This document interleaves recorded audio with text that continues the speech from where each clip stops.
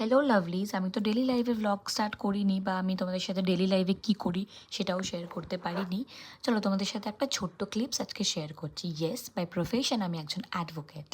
আমি ক্যালকাটা হাইকোর্টে বেশ কয়েক বছর প্র্যাকটিস করেছি, কিন্তু 2024-এ আমার বিয়ে ঠিক হওয়ার কারণে আমি একটু ক্যারিয়ারে গ্যাপ দিয়েছিলাম, ব্রেক নিয়েছিলাম বলতে পারো। কারণ কি, সব কিছু একসাথে হয় না, এটা আমি ভালো করে জানতাম যে ইমিডিয়েটলি আফটার মাই ম্যারেজ আমি পুনে শিফট হতে চলেছি। অ্যান্ড পুনেতে এসে প্র্যাকটিস স্টার্ট করা একটু ডিফিকাল্ট, কারণ আমার সবথেকে বড় প্রবলেম হচ্ছে ল্যাঙ্গুয়েজ। এখানে লোয়ার কোর্টে মারাঠি ছাড়া অন্য কোনো ল্যাঙ্গুয়েজ চলেই না। তাই আমি ভেবেছিলাম হয়তো আমি পারবো না, তো আমাকে কর্পোরেটেই ব্যাক করতে হবে।